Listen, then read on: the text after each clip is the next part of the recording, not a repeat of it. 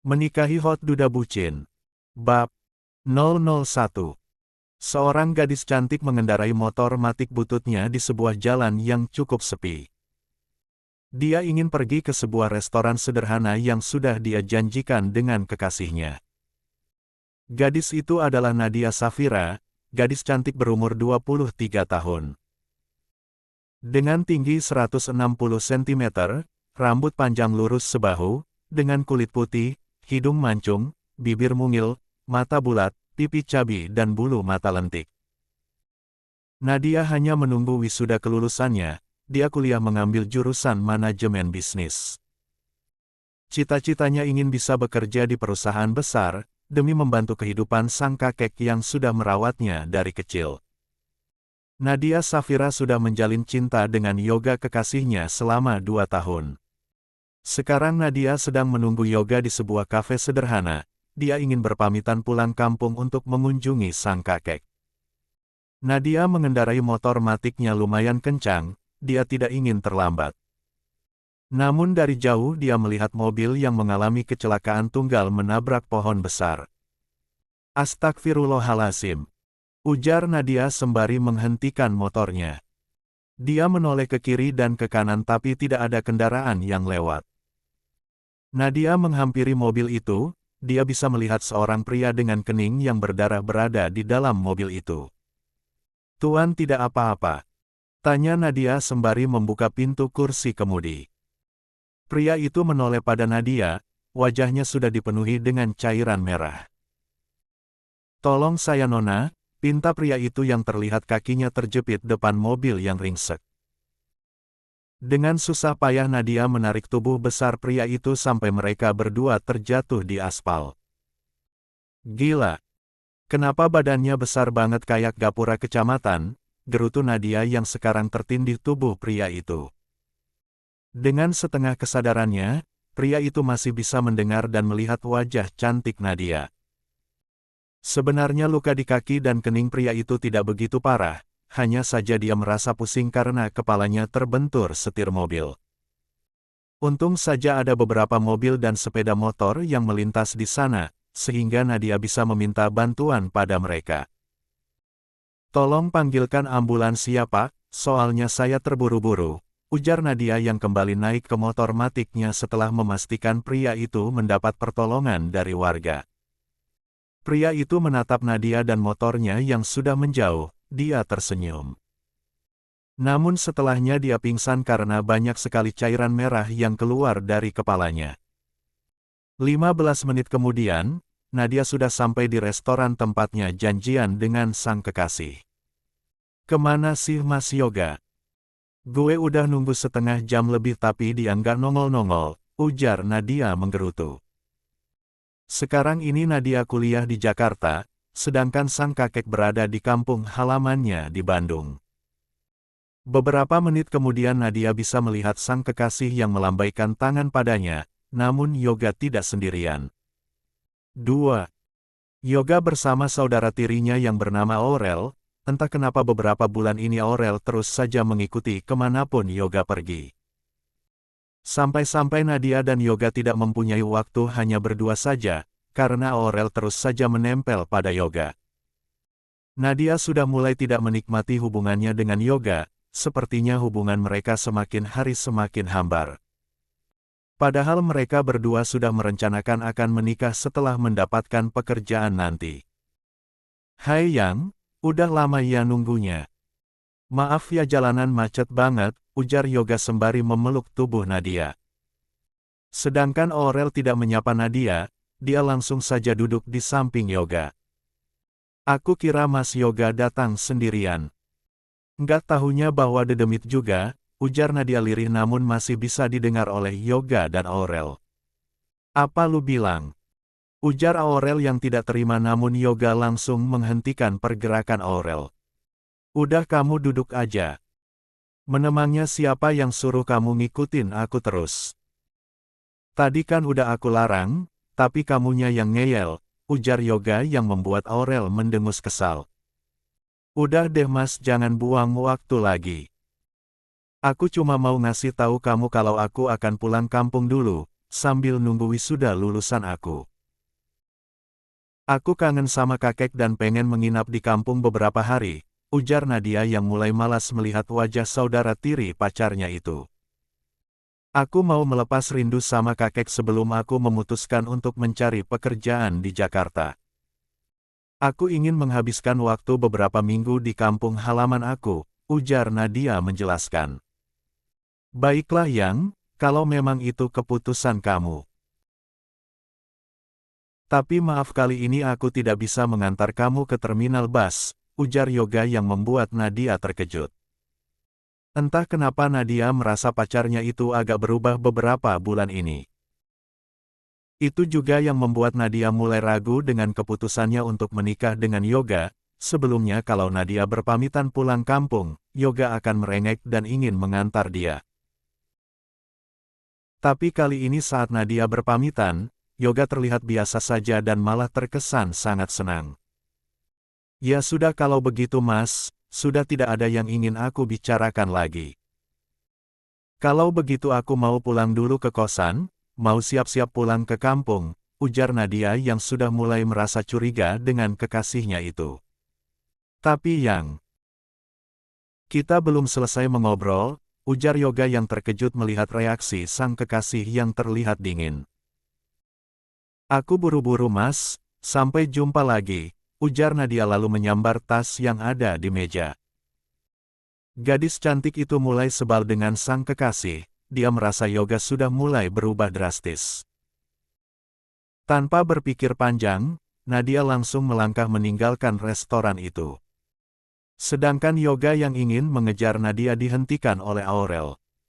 Apaan sih kamu Rel? Aku ingin mengejar Nadia, ujar Yoga sembari beranjak dari duduknya.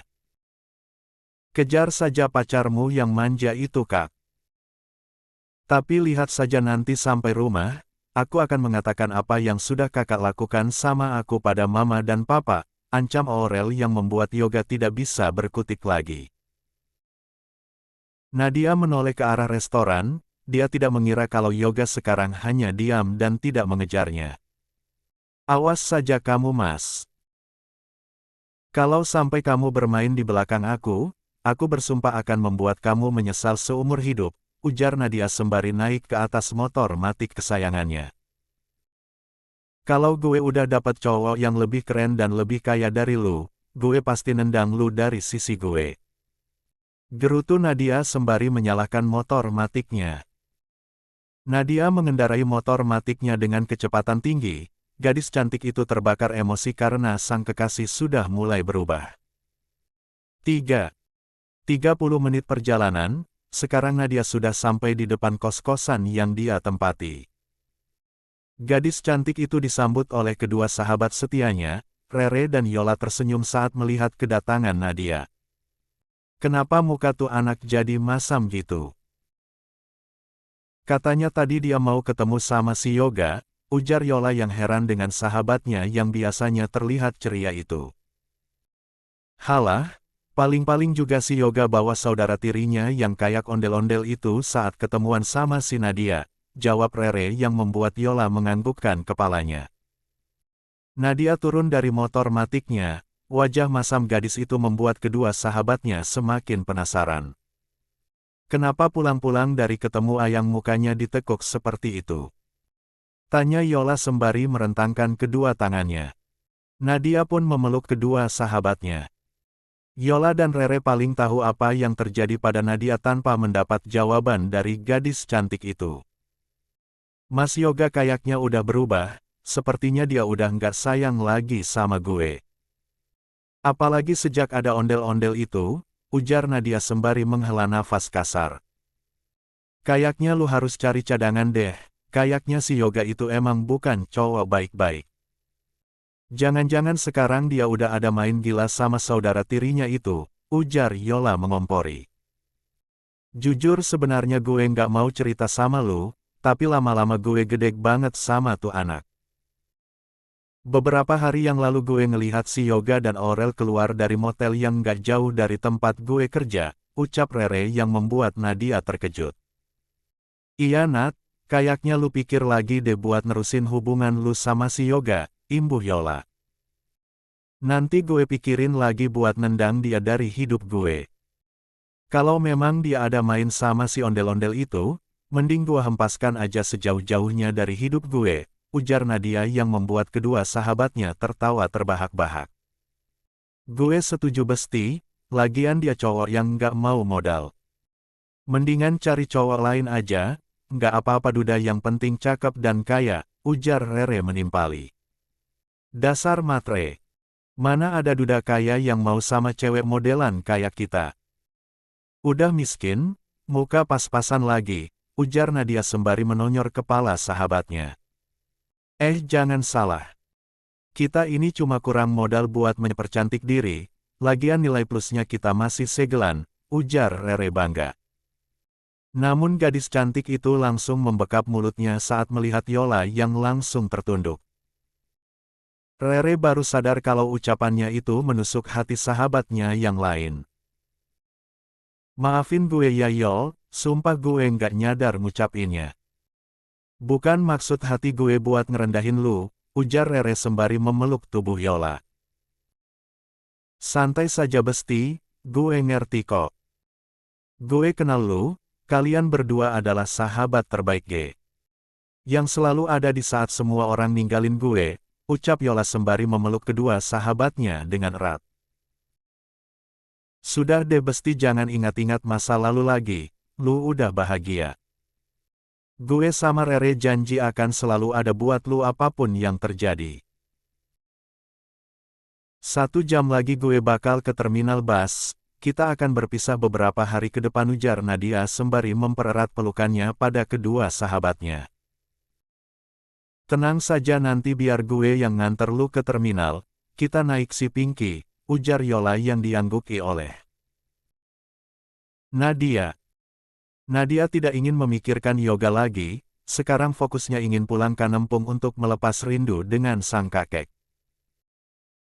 Yola dan Rere pun membantu Nadia berkemas. Dan nanti Yola yang akan mengantar Nadia ke terminal dengan 4. Menggunakan motor matic kesayangan milik Nadia.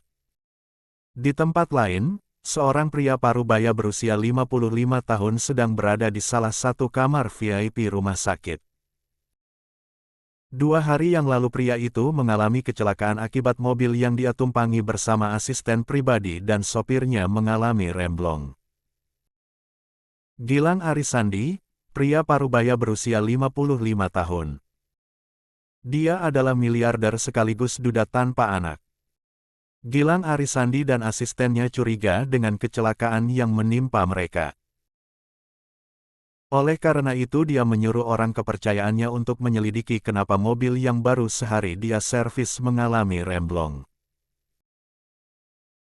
Pak Firman, asisten pribadi Tuan Gilang Arisandi sudah mendapatkan bukti siapa orang yang sudah menyabotase mobil majikannya. Untung saja sang sopir bisa mengendalikan laju mobilnya, sehingga mereka semua baik-baik saja.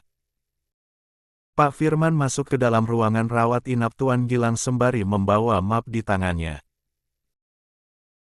Selamat siang Tuan, sapa Pak Firman sembari membungkukkan tubuhnya. Apa yang kamu temukan Firman? Tanya pria tua itu penasaran. Anak buah kita sudah mendapatkan bukti dan siapa orang yang sudah mencoba menyelakai Anda Tuan Gilang, ujar Pak Firman sembari menyodorkan map yang ada di tangannya. Semua bukti ada di dalam map ini Tuan, dan mulai sekarang Anda harus lebih berhati-hati, ujar Pak Firman mengingatkan sang majikan. Tuan Gilang Arisandi mengepalkan tangannya saat melihat siapa orang yang dengan sengaja ingin menghabisinya. Brengsek anak itu. Dia ingin mencoba menghabisiku setelah aku memperlakukan dia seperti putraku sendiri, ujar Tuan Gilang sembari mengepalkan tangannya. Sekarang tugas kamu membatalkan semua aset yang aku atasnamakan dia Firman. Aku ingin membuang dia dari salah satu ahli warisku. Dan aku harap kamu bisa menyelesaikan ini secepatnya. Karena besok aku akan pergi ke Bandung untuk mengunjungi sahabat lamaku, ujar Tuan Gilang yang langsung disanggupi oleh Pak Firman. Tuan Gilang benar-benar marah saat mengetahui keponakan sang istri yang selama ini sudah dianggap seperti putranya sendiri berusaha menghabisi dia.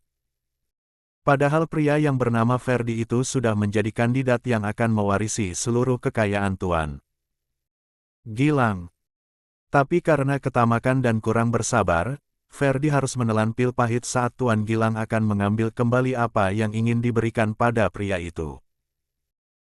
Tuan Gilang memang tidak mempunyai sanak saudara saat ini, di pernikahannya dengan mendiang sang istri pria tua itu tidak dikaruniai seorang anak pun.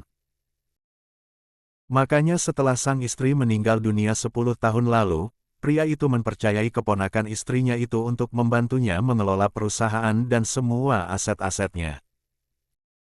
Tanpa Tuan Gilang ketahui kalau Ferdi memang sudah mengincar hartanya dan ingin segera menghabisi Tuan Gilang agar harta pria tua itu segera menjadi miliknya. Selanjutnya apa yang harus saya lakukan pada Ferdi Tuan? Tanya Pak Firman. Biarkan saja dulu Firman, biarkan dia bersenang-senang. Nanti ada waktunya aku menghancurkan anak tidak tahu terima kasih itu, kumpulkan bukti kecurangannya sebanyak-banyaknya. Karena suatu saat kita pasti membutuhkan itu, ujar Tuan Gilang. Cepat siapkan barang-barangku, sepertinya aku tidak ingin menunda untuk mengunjungi sahabatku. Sore 5. Ini juga kita akan berangkat ke Bandung, ujar Tuan Gilang yang diangguki asisten setianya itu. Sedangkan di tempat lain, Ferdi sedang mengumpati anak buahnya yang mendapatkan kabar kalau rencananya untuk menghabisi Tuan Gilang sudah gagal. Bodoh kalian semua. Sama sekali tidak bisa diandalkan. Teriak Ferdi sembari melempar gelas kaca ke arah kedua anak buahnya. Maafkan kami Tuan, rem itu tidak berfungsi di saat jalanan tidak begitu padat. Jadi sopir Tuan Gilang bisa mengendalikan mobil itu dengan cepat, ujar salah satu anak buah Ferdi yang sudah ketakutan karena mendapat amukan dari majikannya. Dasar kalian saja yang bodoh. Kalau sampai tua bangka itu mencurigaiku, kalian yang akan aku habisi. Cepat kalian pergi dari kota ini secepatnya. Teriak Ferdi sembari melempar amplop berwarna coklat ke tubuh kedua anak buahnya.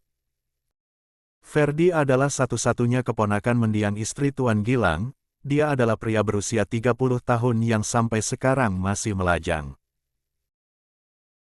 Cita-citanya adalah merebut semua harta warisan yang dimiliki oleh Tuan Gilang, setelah itu dia akan memikirkan untuk mencari pendamping hidup. Punya nyawa berapa sih tua bangka itu? Kenapa susah sekali menyingkirkan dia, ujar Ferdi sembari melempar semua barang-barang yang ada di hadapannya.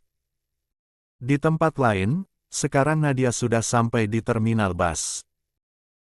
Yola sudah kembali ke kosannya setelah mengantarnya tadi. Dan sekarang dia akan melakukan perjalanan ke kota Bandung untuk mengunjungi sang kakek.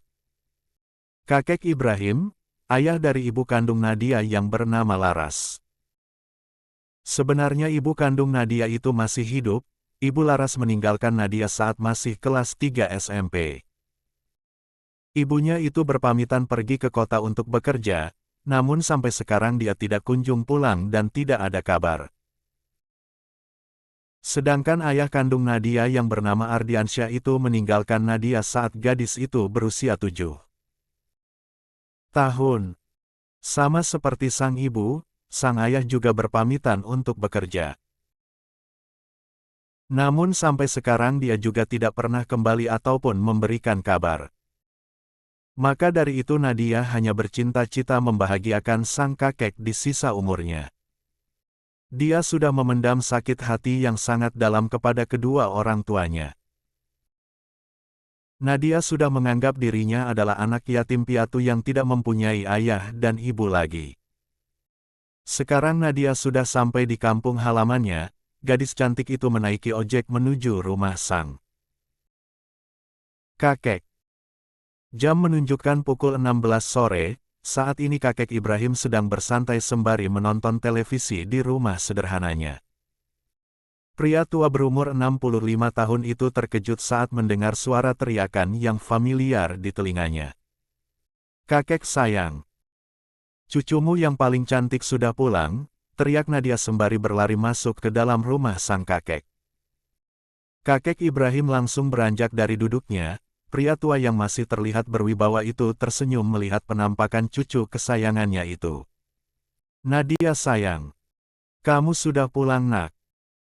Pekik kakek Ibrahim sembari merentangkan kedua tangannya.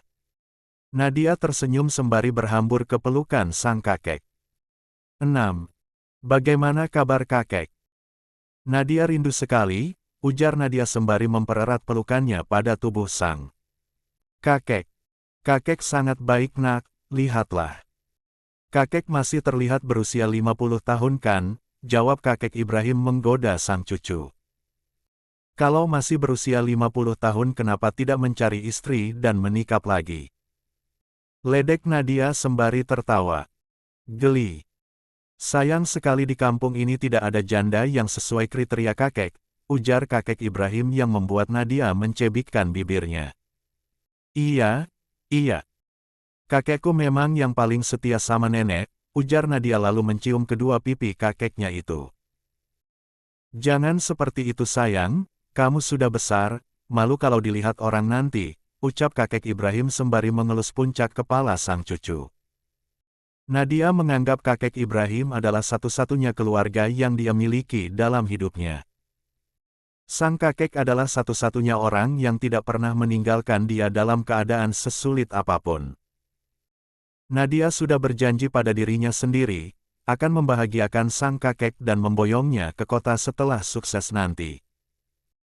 Seandainya saja dia bertemu dengan ayah dan ibunya suatu saat nanti, dia tidak akan pernah menyapa mereka dan tidak akan menganggap mereka ada. 7. Di sudut lain kota Jakarta, di sebuah rumah yang sangat mewah. Galaksi BAGASKARAS duda tampan berusia 30 tahun, dengan tinggi 185 cm, kulit putih, rambut lurus, rahan tegas, hidung mancung, alis tebal, bibir tipis dan tatapan mata yang tajam. Putra sulung dari pasangan Arga Bagaskara dan Nina Larasati. Galaksi mempunyai satu adik laki-laki dan satu adik perempuan.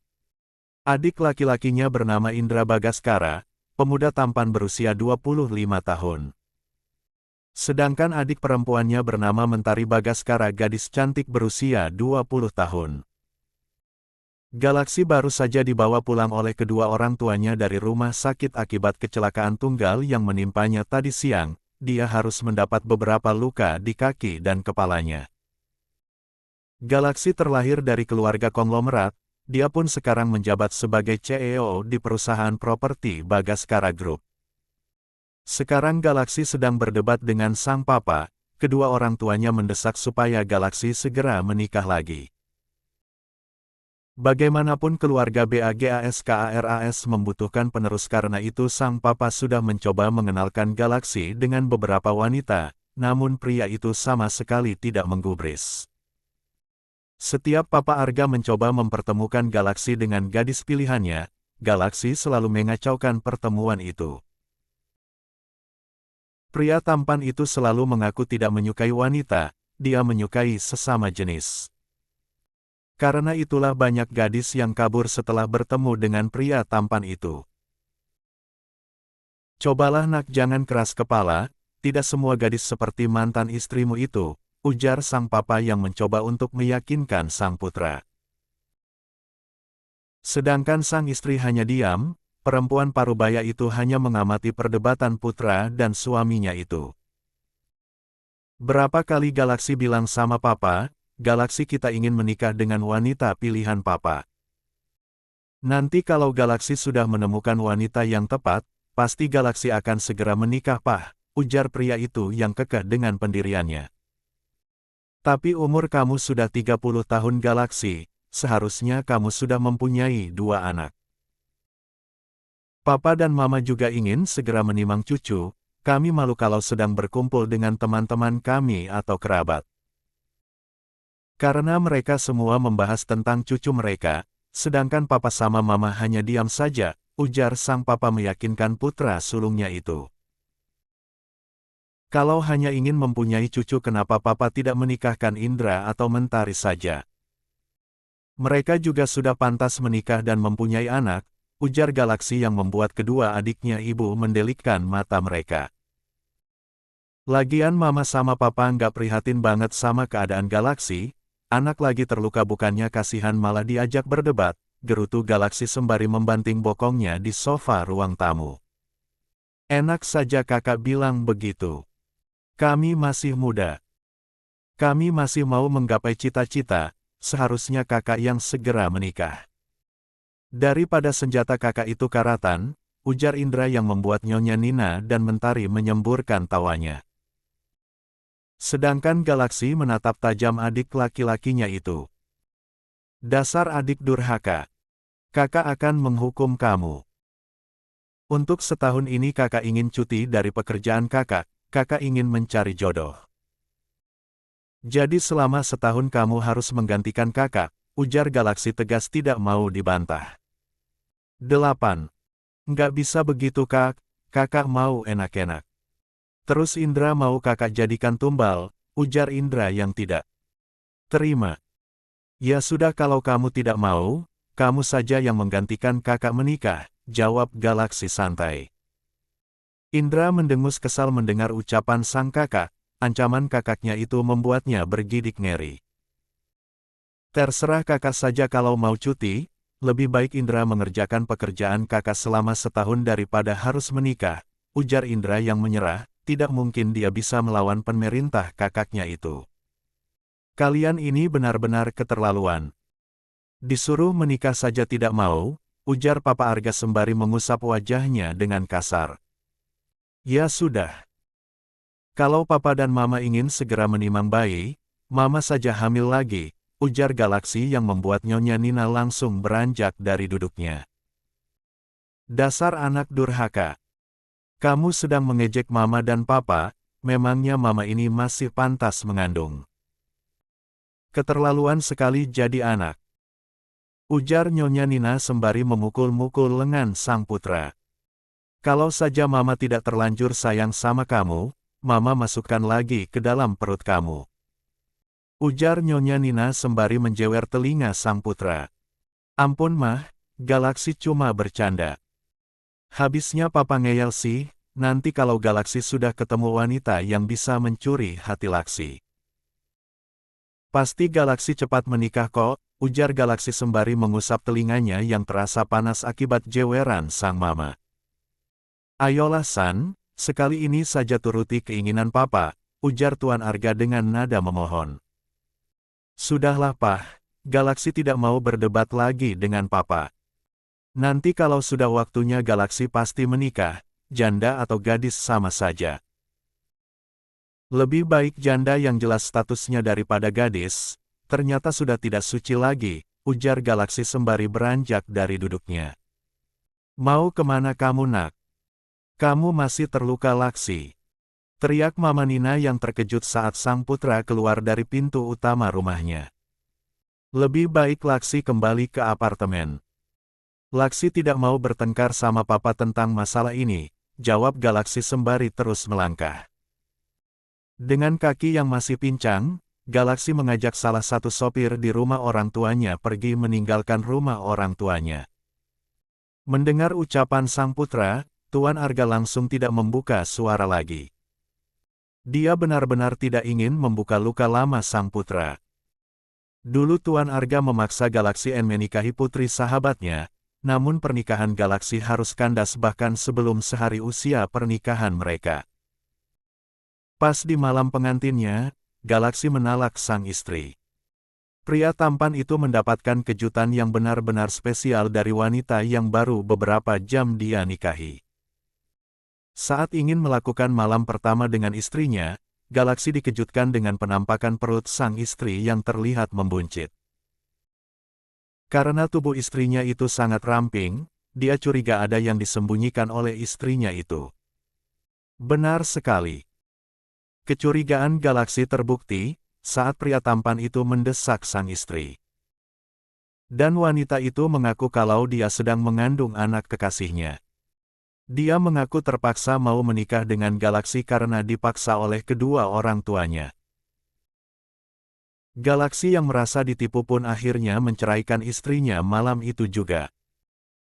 Dan itu membuat sang papa sampai sekarang menyesal karena sudah memaksa sang putra untuk menikah dengan gadis pilihannya. Sudahlah Pak, jangan paksa Galaksi, mungkin saja memang dia belum bertemu jodohnya. Kalau papa memaksa dia terus, dia akan semakin lari dan menjauh, ujar sang istri yang diangguki kedua adik Galaksi. Iya Pak, biarkan kakak menentukan wanita pilihannya. Status memang sudah tidak menjadi masalah di 9. Zaman sekarang, yang penting kakak mencintai wanita itu dan wanita itu juga mencintai kakak, ujar Indra yang menimpali ucapan sang mama. Benar sekali Pak, gadis cuma status. Lagian di zaman sekarang sangat sulit mendapatkan gadis yang masih murni. Papa jangan membuka luka lama kakak dengan terus mendesaknya untuk menikah, tambah Mentari. Papa Arga hanya bisa menghela nafas kasar, sebenarnya dia memikirkan kebaikan sang putra. Dia tidak ingin sang putra larut dalam masa lalu kelamnya dan trauma untuk menikah lagi. Papa Arga juga ingin membuktikan pada semua orang kalau putranya itu seorang pria sejati, bukan pecinta sesama J3Nels seperti yang digosipkan santer di luaran sana. Galaksi meminta Pak sopir untuk mengantarnya ke apartemen mewah miliknya. Setelah 5 tahun yang lalu rumah tangganya kandas hanya dalam waktu pernikahan 1 hari itu, Galaksi memutuskan untuk tinggal sendiri di apartemennya. Dia masih sakit hati pada sang papa, yang membuat Galaksi menyandang status duda. Galaksi sudah memutuskan untuk cuti dari pekerjaan yang melelahkan itu tahun ke depan. Dia ingin menikmati hidupnya, dan bersantai sejenak. Galaksi kembali ke apartemen mewahnya, apartemen elit yang berada di lantai paling atas. Di lantai itu hanya ada 4 unit apartemen, salah satu milik Galaksi dan yang 2 lainnya milik 2 sahabat Galaksi, Damar dan Rafael. Sedang 1 unit yang lain, Galaksi dan kedua sahabatnya tidak tahu siapa pemiliknya. Mereka belum pernah bertemu dengan tetangga mereka itu sekalipun, hanya petugas kebersihan yang setiap hari keluar masuk ke dalam apartemen mewah itu. Sesampai di unit apartemennya, Galaksi bukannya masuk ke dalam apartemennya sendiri, dia malah masuk ke dalam apartemen Rafael. Galaksi, Rafael dan Damar memang sudah terbiasa seperti itu. Mereka tahu sandi apartemen sahabat mereka masing-masing. Damar dan Rafael yang sedang mengobrol pun terkejut mendengar seseorang membuka pintu apartemen itu. Mereka tahu siapa orangnya, yang pasti hanya mereka bertiga yang bisa berkeliaran bebas di sana. Ada apa sama kepala dan kaki lu? Kenapa badan lu babak belur seperti itu? Tanya Rafael penasaran. Gue nggak apa-apa, cuma ada kecelakaan kecil tadi di jalan, jawab Galaksi santai. Kecil matamu. Lihat jidat lu diperban segitu tebalnya. Kaki lu juga pincang, imbu Damar yang heran dengan sahabatnya itu. Padahal luka di kening dan kaki Galaksi terlihat parah. Udah kalian jangan khawatir, gue nggak kenapa-napa. Bukan luka ini yang buat gue suntuk, jawab Galaksi sembari menyandarkan tubuhnya di sofa. Terus apa yang membuat muka lu masam dan ditekuk seperti itu? Tanya Rafael sembari menyesap kopi yang ada di hadapannya. Biasa, bokap gue mendesak supaya gue menikah lagi, ujar Galaksi yang membuat kedua sahabatnya tertawa terbahak-bahak. Nasib kita sama bro, gue juga udah bosen kalau pulang ke rumah. Mama sama papa pasti ngomel-ngomel minta segera dicarikan menantu, mereka terus saja membahas tentang cucu, ujar Rafael sembari mengacak rambutnya dengan kasar. Emangnya kalian saja? Gue juga sama, makanya gue males banget pulang ke rumah. Apalagi kalau mereka udah nuduh gue pecinta sesama J3Nels. Mereka mengira kalau kita bertiga ada main, ujar Damar yang membuat kedua sahabatnya mendelikkan matanya. Wah keterlaluan banget nyokap sama bokap lu. Masa kita yang gantengnya nggak ketulungan ini dianggap? 10. Kaum pelangi, ujar Rafael sembari melempar bantal sofa ke kepala Damar. Ya itu bukan salah gue, masalahnya kita bertiga ini jadi gunjingan banyak pihak. Pasalnya mereka curiga kalau kita bertiga ada main, karena di antara kita belum ada yang mau menikah, ujar Damar jujur. Kayaknya lu yang harus nikah duluan Mar, lu kan yang sering kencan sama cewek. Masa nggak ada satupun yang bisa lu jadikan istri, ujar Galaksi. Cewek sih banyak, tapi yang bisa mencuri hati gue nggak ada satupun. Apalagi mereka dengan mudahnya rela naik keranjang gue hanya demi uang, ujar Damar yang memang sering bergonta-ganti pacar. Dia bisa ganti teman kencang sampai 4 kali dalam sebulan. Kalau lu gimana, Fa? Masa nggak ada satupun cewek yang lu sukai? Tanya Galaksi pada sahabatnya Rafael. Nggak ada. Gue rasa di dunia ini sudah abis cewek baik bailek, selama ini cuma dipertemukan sama cewek yang gila uang, ujar Rafael sembari menyandarkan kepalanya di sofa. Ya sudah kalau begitu, gue nggak mau mikirin soal pernikahan lagi. Tahun ini mau menikmati hidup dan bersantai, gue nggak peduli kalau papa terus ngomel-ngomel, ujar Galaksi sembari merebahkan tubuhnya di sofa. Ketiga pria tampan itu terlahir dari keluarga konglomerat. Kalau Galaksi mempunyai 2 saudara kandung. Berbeda dengan Damar dan Rafael. Mereka berdua sama-sama anak tunggal. Rafael Wijaya terlahir dari pasangan Harun Wijaya dan Santi Wijaya. Rafael mewarisi perusahaan milik sang papa, dan sekarang dia menjabat sebagai CEO di perusahaan Wijaya Group. Bukan tanpa alasan Rafael tidak ingin menikah, pasalnya dia pernah mengalami kejadian yang membuatnya menyesal dan merasa bersalah pada seorang gadis.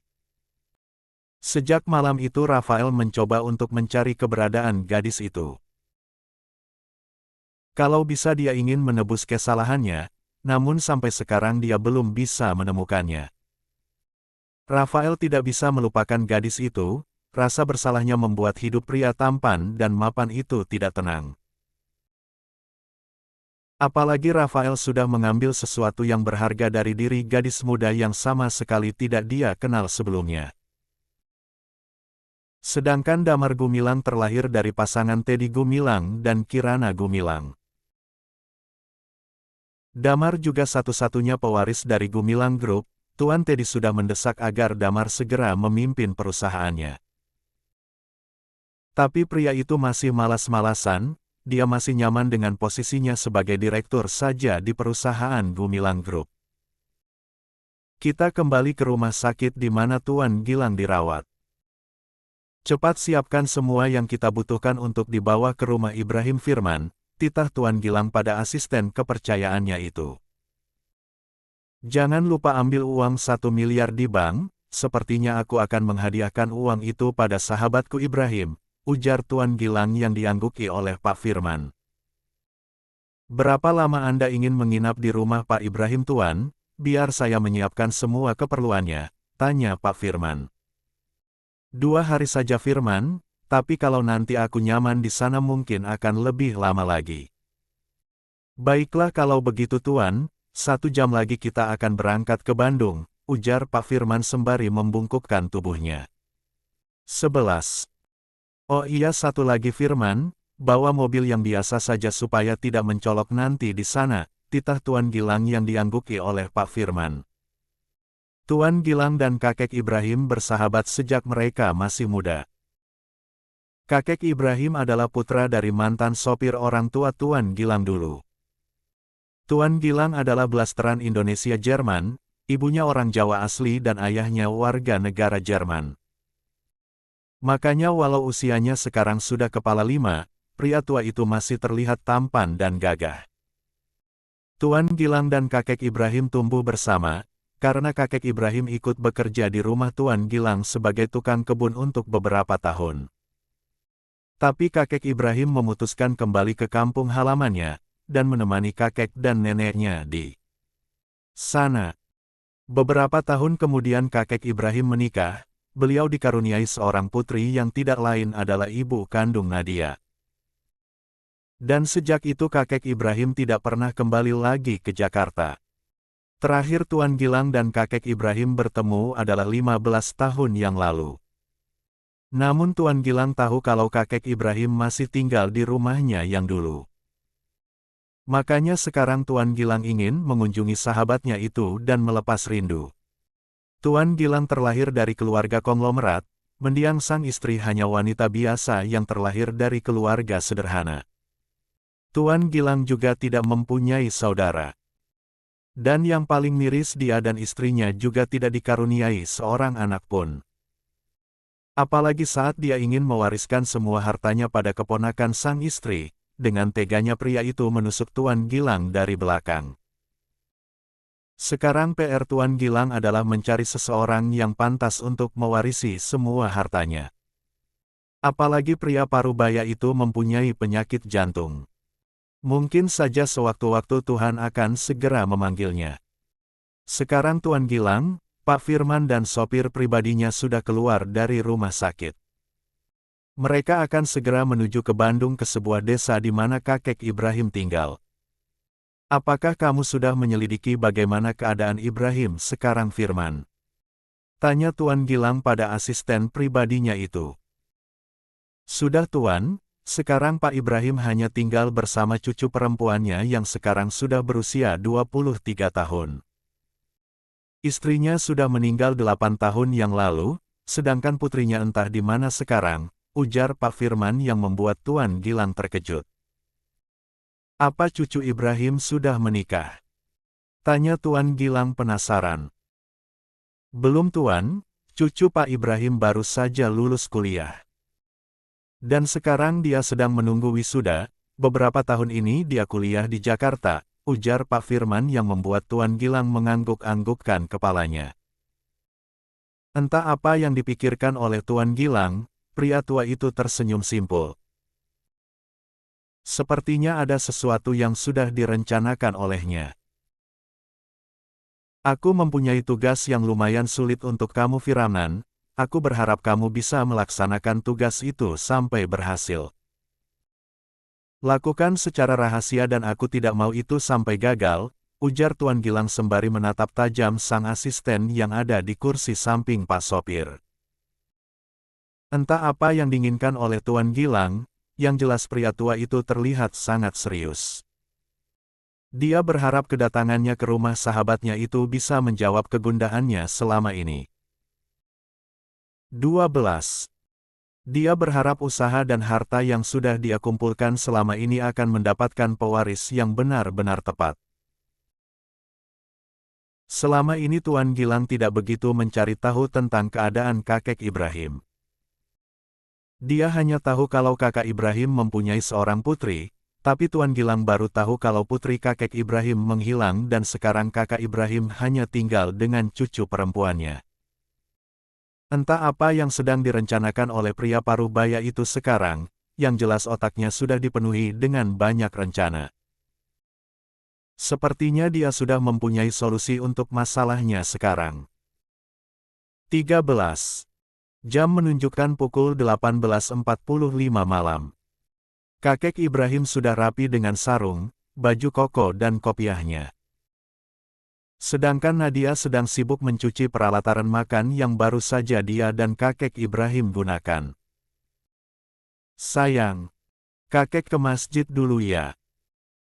Kamu di rumah sendirian tidak apa-apa kan? Tanya kakek Ibrahim menghampiri sang cucu yang ada di dapur. Nggak apa-apa dong kek, Nadia bukan anak kecil lagi. Kakek pergi saja, Nadia tunggu di rumah, ujar Nadia sembari menyelesaikan pekerjaannya. Kakek Ibrahim berjalan keluar dari rumahnya, dia ingin menunaikan salat isyak berjamaah di masjid yang tidak jauh dari rumahnya. Beberapa menit kemudian, saat sedang asyik menonton televisi, Nadia dikejutkan dengan suara sepeda motor yang berhenti di halaman rumah kakeknya. Dan beberapa saat kemudian terdengar ada seseorang yang mengucapkan salam. Assalamualaikum. Waalaikumsalam, jawab Nadia sembari beranjak dari duduknya. Nadia penasaran siapa tamu yang datang ke rumah kakeknya. Gadis cantik itu berjalan menuju pintu depan, dia terkejut saat mendapati seorang pria parubaya berwajah setengah bule yang berdiri di depan pintu. Postur tubuh dan wajah pria itu sangat ketara kalau dia adalah pria blasteran. Pria itu terlihat sangat rapi dan bersih, bisa ditebak kalau dia bukanlah pria yang sembarangan.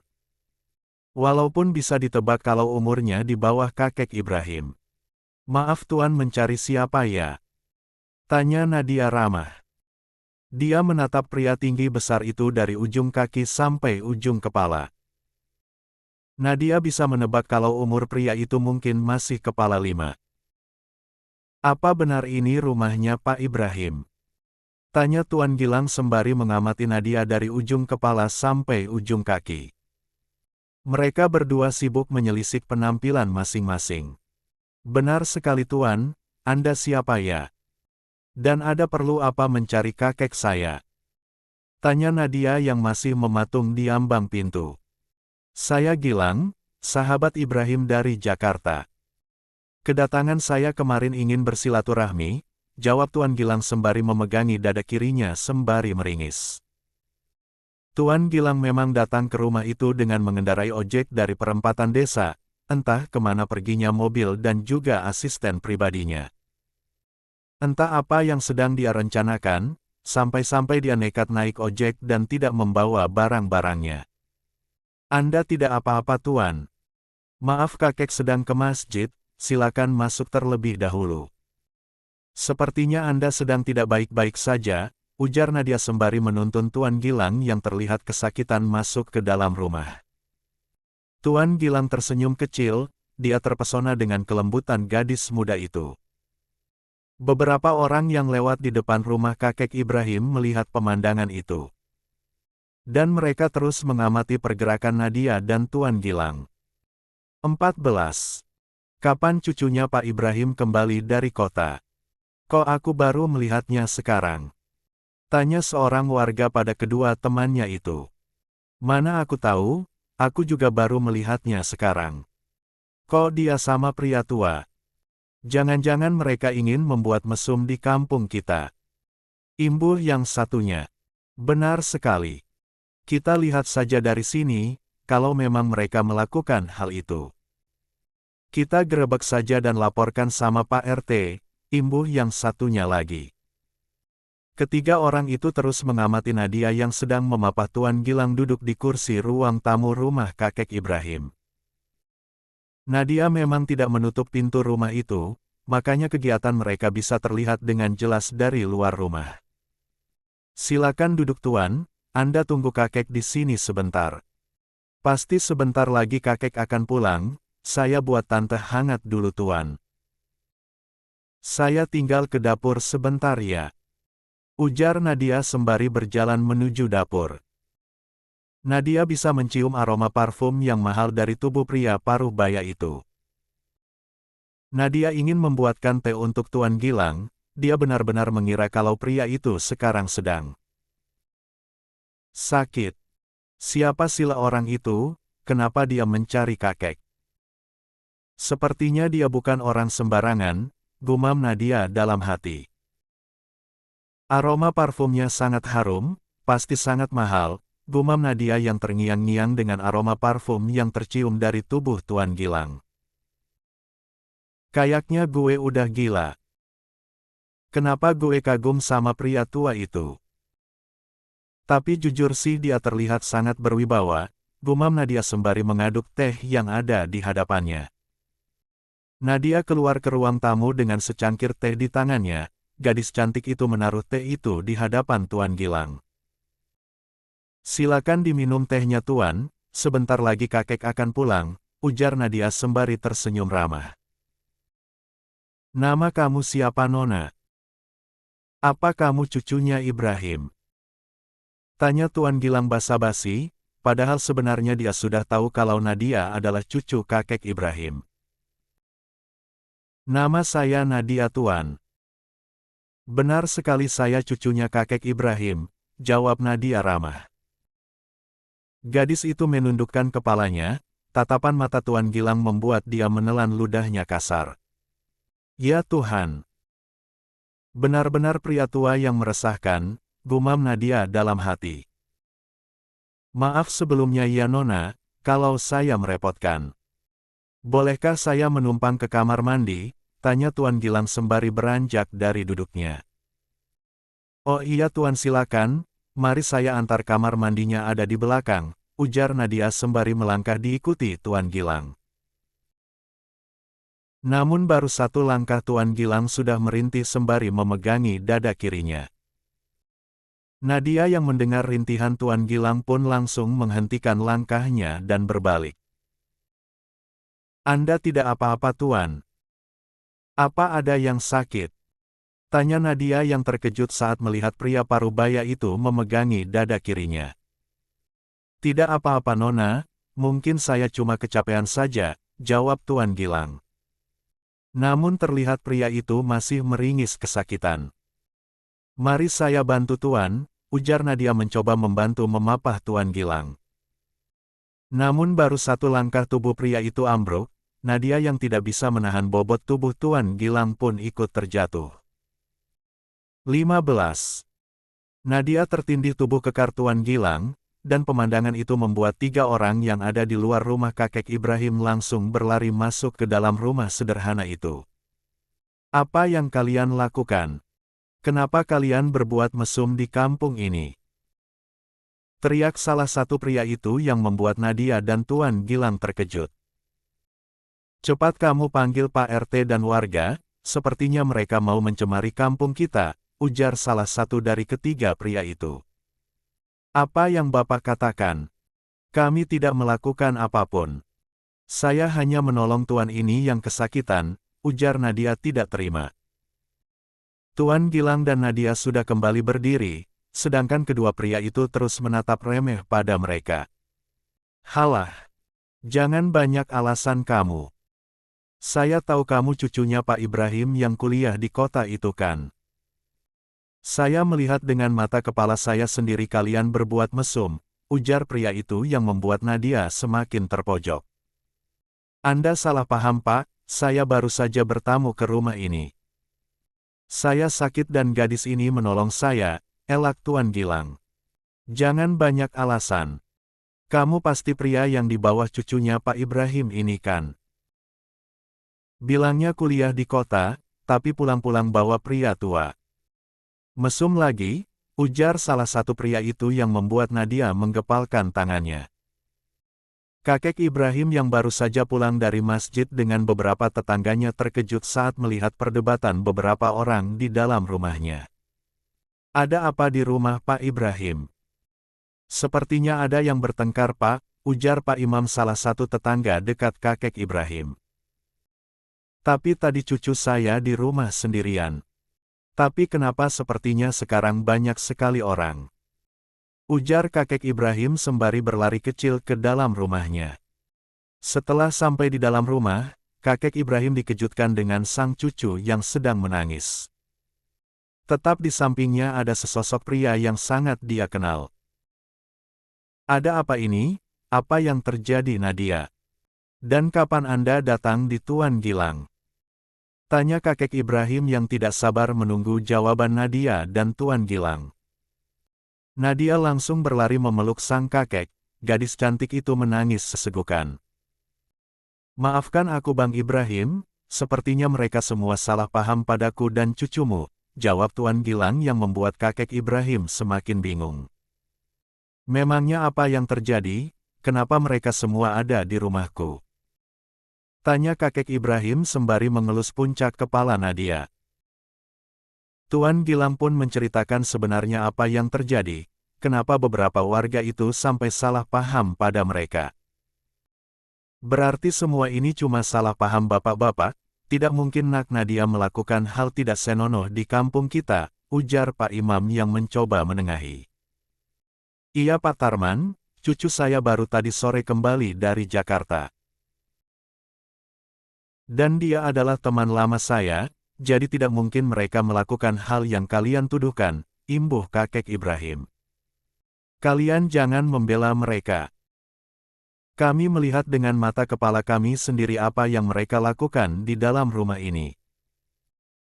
Kami sudah memanggil Pak RT dan beberapa warga untuk melaporkan perbuatan tidak senonoh mereka, ujar Pak Tarman yang membuat semuanya terkejut. Tidak kek, kami tidak melakukan apa yang mereka tuduhkan. Nadia cuma menolong tuan ini, sepertinya dia tidak baik-baik saja, ujar Nadia yang tidak terima dengan apa yang dituduhkan oleh Pak Tarman. 16. Iya nak, kakek percaya sama kamu, mereka cuma salah paham. Kakek akan mengatasinya, ujar kakek Ibrahim sembari mengusap air mata yang mengalir di pipi sang cucu. Beberapa saat kemudian, sekelompok orang berbondong-bondong datang ke rumah kakek Ibrahim. Ada apa ini Pak Ibrahim? Ada warga yang melaporkan kepada saya kalau di rumah Bapak ini ada orang asing yang melakukan perbuatan asusila. Tanya Pak RT yang membuat kakek Ibrahim dan Nadia benar-benar syok. Semuanya tidak benar Pak RT, cucu saya tidak melakukan apapun dengan tuan ini. Dia adalah tamu saya dari Jakarta yang baru saja datang, ujar Pak Ibrahim tidak terima. Kami tidak berbohong Pak Ibrahim, kami bertiga melihat dengan mata kepala sendiri mereka saling menindih di sini. Jadi kalau Pak Ibrahim tidak menikahkan mereka malam ini juga, kami akan mengarak cucu Pak Ibrahim keliling kampung, ujar Pak Samsul orang yang melaporkan Nadia pada Pak RT tadi.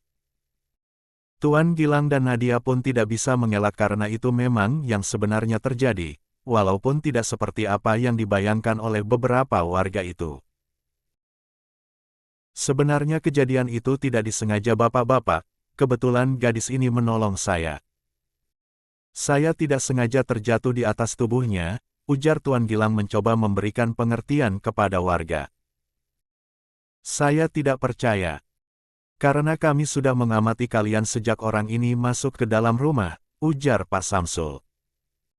Kakek Ibrahim, Pak RT, Pak Imam dan beberapa warga yang sangat mengenal Nadia tidak bisa berbuat apa. Apa? Baiklah, saya akan menikahi gadis ini. Mohon beri waktu kami untuk berbicara sebentar, ujar Tuan Gilang yang membuat kakek Ibrahim dan Nadia terkejut. Tubuh Nadia bergetar, dia ingin sekali lari dari tempat itu. Namun gadis cantik itu masih memikirkan keadaan sang kakek. Dia tidak tega kalau harus melihat kakeknya yang selama ini merawat dan menyayanginya dengan cinta dan kasih sayang dipermalukan oleh orang-orang itu. Nadia mohon kek, jangan biarkan pernikahan ini terjadi, mohon Nadia pada sang kakek. Kita bicara dulu nak, ujar kakek Ibrahim merangkul sang cucu masuk ke dalam kamar diikuti Tuan Gilang. Maaf sekali Tuan Gilang, Anda harus mengalami kejadian ini, ujar kakek Ibrahim sembari menundukkan kepalanya. Seharusnya aku yang meminta maaf padamu Bang Ibrahim, karena kedatanganku membuat cucumu harus terjebak dengan masalah rumit ini. Mau tidak mau kamu harus menikahkan aku dengan cucumu, itu semua demi kehormatan dia, ujar Tuan Gilang yang membuat Nadia semakin menangis sesegukan. Tapi saya tidak mau menikah Tuan, saya masih mempunyai cita-cita yang sangat besar. Apalagi saya juga sudah punya calon suami, rencananya tahun depan kami akan menikah, ujar Nadia yang masih terus menangis meratapi nasibnya. Saya mengerti Nadia. Tapi kita sudah tidak bisa mengelak lagi, saya akan menikahi kamu. Hanya 5 bulan, setelah 5 bulan kamu boleh meminta cerai dari saya. Tapi kalau saya tidak akan menceraikan kamu terlebih dahulu karena semua keputusan tergantung dari kamu, kalau kamu ingin lepas dari saya akan mengabulkannya. Tapi kalau kamu ingin terus menjadi istri saya juga akan dengan senang hati, ujar Tuan Gilang yang membuat Nadia bimbang. Kamu boleh melanjutkan hubungan kamu dengan pacar kamu, tapi setelah kita bercerai. Selama kamu masih menjadi istri saya, kamu harus menjaga jarak dari pria itu, imbuh Tuan Gilang. Dan satu lagi. Kamu akan mendapatkan hak kamu sebagai istri saya, nafkah lahir saya akan memenuhi semuanya, ujar Tuan Gilang yang membuat Nadia hanya bisa menangis. Kamu jangan pernah mengkhawatirkan tentang cucu kamu Bang Ibrahim, saya akan menjaganya dengan 17. Sepenuh hati. Saya akan memenuhi semua kebutuhannya, ucap Tuan Gilang yang membuat kakek Ibrahim pun tidak bisa berkata apa-apa. Tuan Gilang merogoh lagu celananya, dia ingin menghubungi Pak Firman yang sedang memperbaiki mobilnya di perempatan jalan desa itu. Firman, kalau mobilnya sudah selesai diperbaiki cepat datang ke sini sekarang juga, titah Tuan Gilang yang langsung mematikan sambungan teleponnya. Kakek Ibrahim dan Nadia pun hanya pasrah, mereka tidak bisa berbuat apa-apa. Mereka hanya berharap kalau Tuan Gilang akan menempati janji-janjinya itu. Di luar rumah warga yang berkumpul semakin banyak juga beberapa ibu-ibu yang ikut kepo. Mereka ingin tahu apa yang terjadi di rumah Pak Ibrahim. Tidak mungkin Nadia melakukan hal kotor dengan pria tua. Dia sangat cantik, masih bisa mencari pria muda, ujar Bu RT yang memang sangat mengenal Nadia. Benar sekali Bu RT, Nadia itu anak yang sopan dan ramah. Mungkin semua ini cuma salah paham, imbuh Bu Imam. Ya kita kan tidak tahu mana yang benar mana yang salah, tapi Pak Tarman dan yang lainnya melihat dan mata kepala mereka sendiri. Jadi mau tidak mau mereka harus menikah malam ini juga sesuai peraturan desa kita, daripada diarak keliling kampung, sahut ibu-ibu yang lainnya. Tapi kasihan kan Nadia kalau menikah dengan pria tua, bagaimana kalau orang itu mempunyai istri? Sayang sekali gadis cantik dan pintar seperti Nadia harus menjadi istri kedua, imbuh Bu RT. Kita tidak bisa berbuat apa-apa Bu RT, mungkin ini sudah jalan nasib Nadia. Kita siapa tahu setelah menikah dengan pria itu hidup Nadia akan lebih bahagia. Bagaimanapun kita semua tahu kalau gadis malang itu tidak mendapatkan kasih sayang dari ayah dan ibunya, imbuh Bu Imam. Warga juga sudah memanggil Pak Ustadz yang akan menikahkan Nadia dengan Tuan Gilang. Beberapa menit kemudian, kakek Ibrahim, Nadia dan Tuan Gilang keluar dari dalam kamar. Bersamaan dengan itu mobil yang ditumpangi Pak Firman dan sopir Tuan Gilang sampai di halaman rumah kakek Ibrahim. Cepat-cepat Pak Firman dan Pak Mamat keluar dari mobil itu dan masuk ke dalam rumah. Maaf Tuan kami baru bisa datang, pemilik bengkelnya masih menjalankan sholat isya. Jadi kami harus menunggu lama, ujar Pak Firman sembari membungkukkan tubuhnya. Tidak apa-apa Firman, tolong bawa tas yang ada di mobil ke sini. Malam ini juga saya akan menikah, ujar Tuan Gilang yang membuat Pak Firman terkejut. Namun pria itu tidak bertanya lebih lanjut, dia keluar dari rumah kakek Ibrahim menuju mobilnya. Mengambil tas hitam besar dari dalam mobil itu dibantu oleh Pak Mamat. Dengan penampilan seadanya Nadia duduk di samping Tuan Gilang berhadapan dengan Pak Ustadz. Nadia mengenakan piyama panjang, dan Bu Imam tadi memakaikan hijab instan berwarna hitam di kepala gadis cantik itu. Nadia juga tidak berhenti-hentinya mengusap air mata yang sedari tadi sudah mengalir deras di pipinya. Baiklah Pak Ustadz karena Nadia tidak tahu di mana ayahnya berada, dan tidak ada wali dari pihak ayah, maka wali nikah akan saya serahkan pada wali hakim, ujar kakek Ibrahim yang diangguki oleh Pak Ustadz. Pak Ustadz menjabat tangan Tuan Gilang pun sudah siap mengucapkan ijab qabul. Sedangkan Nadia semakin sesegukan, dia benar-benar ingin sekali kabur dari tempat itu namun tidak punya nyali. Gilang Arisandi, saya nikahkan dan kawinkan engkau dengan Nadia Safira binti Ardiansyah dengan Mas. 18. Kawin uang sebesar 1 miliar rupiah dibayar tunai.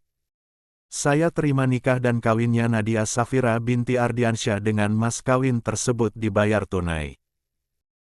Sah, sahut beberapa warga. Sedangkan yang lainnya masih syok dengan mas kawin yang diberikan oleh Tuan Gilang untuk Nadia. Mereka tidak menyangka kalau pria parubaya yang menikahi Nadia adalah orang kaya. Bisa ditebak sih, dengan perawakan, penampilan dan wajah Tuan Gilang yang setengah bule. Sudah pasti kalau pria itu adalah pria kaya. Namun yang menjadi pikiran para warga yang mengenal Nadia, mereka penasaran apakah Tuan Gilang mempunyai istri atau tidak. Mereka kasihan pada Nadia kalau sampai gadis muda itu menjadi istri kedua. 19. Pak Ustadz melafazkan doa setelah Tuan Gilang berhasil mengucapkan ijab kabul dengan benar dan lantang. Kakek Ibrahim mengusap air mata yang menetes di pipinya, dia masih tidak bisa membayangkan bagaimana nasib pernikahan cucunya nanti. Bagaimanapun cucunya masih sangat muda. Sedangkan dia harus menjadi istri seorang pria parubaya yang umurnya sudah hampir kepala 6. Walaupun tidak dipungkiri kalau Tuan Gilang itu masih terlihat muda 10 tahun dan sangat kaya raya, namun kakek Ibrahim takut kalau Nadia tidak bisa menjalankan kewajibannya menjadi seorang istri. Bagaimanapun Tuan Gilang adalah suami Nadia, dan gadis itu harus siap menjalankan kewajibannya menjadi seorang istri jiwa dan raganya, memberikan nafkah batin untuk mantan majikannya itu. Nadia masih menangis sesegukan, dia berharap ini semua hanyalah mimpi. Nadia masih belum percaya kalau sekarang dirinya sudah menjadi seorang istri dari pria tua yang sama sekali tidak dia cintai. Nak Nadia, sekarang kamu sudah sah menjadi seorang istri dari Tuan Gilang. Kamu berkewajiban menghormati, menuruti perintah suami kamu dan menjaga kehormatan suamimu, ujar Pak Ustadz memberikan wejangan sembari mengelus puncak kepala gadis cantik itu. Sekarang ciumlah tangan suamimu Nak Nadia, ujar Pak Ustadz yang membuat Nadia mendongakkan kepalanya menatap pria parubaya yang baru saja menjadi suaminya itu. Dengan tangan gemetar Nadia mengambil tangan Tuan Gilang dan menciumnya, Tuan Gilang pun membalas dengan mengecup lembut kening Nadia. Beberapa orang yang ada di sana mempunyai reaksi yang berbeda-beda. Ada yang tersenyum sinis, ada yang menatap sendu Nadia dan ada yang berdoa demi kebaikan gadis cantik itu.